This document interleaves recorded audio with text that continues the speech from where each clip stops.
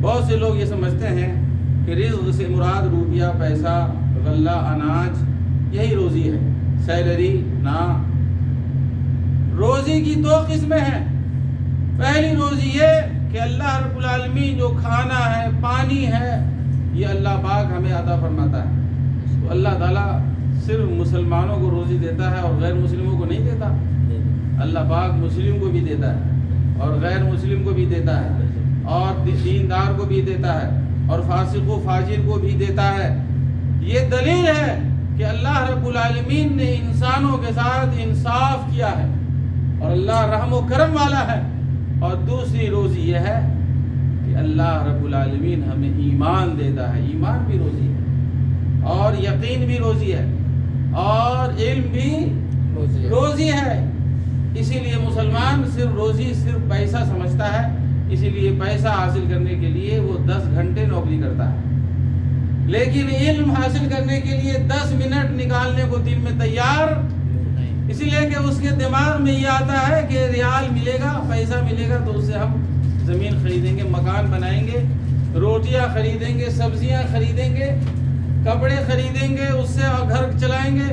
یہ نہیں سمجھتا کہ اللہ پاک نے علم دیا تو ہمیں اللہ تعالیٰ جہنم سے نجات دے گا علم کی بدولت اور جنت کے راستے پر لائے گا۔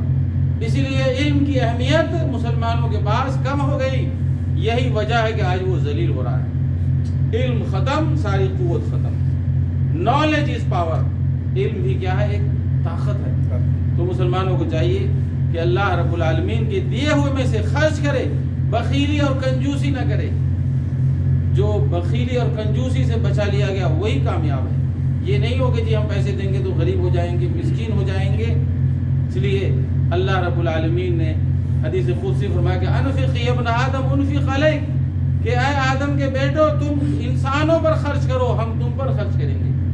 کوئی دن ایسا نہیں، حدیث شریف میں آیا کہ 2 فرشتے آسمان سے صبح سویرے نازل ہوتے ہیں اور وہ اللہ تعالیٰ سے دعا کرتے ہیں اللہم آت منفقا خلفا وآت ممسکا تلفا، کہ اللہ تعالیٰ جو خرچ کرتے ہیں اس کے مال میں برکت عطا فرما، اور جو کنجوس اور بخیل اور مکھی چوس ہیں اللہ اس کے مال کو ہلاک کر دے۔ تو دوستو، جب ہم الرزاق پر ایمان لاتے ہیں تو ضروری یہ ہے کہ رزق دینے والے سے محبت بھی کرنی ہے اور شکرانہ بھی ادا کرنا ہے اور اللہ رب العالمین کا مقام دل میں پیدا کرنا ہے۔ اور اس بات کو اللہ تعالیٰ نے قرآن کریم میں بیشتر آیتوں میں بیان فرمایا، بہت ساری آیتیں بیان فرمایا ہے کہ تم اللہ رب العالمین کی عبادت اسی لیے کرو کہ ہم نے تمہیں رزق عطا فرمایا۔ ساری آیتوں کا ذکر ممکن نہیں ہوتا، لیکن گاہے بگاہے موقع بموقع ہم بیان کرتے رہتے ہیں۔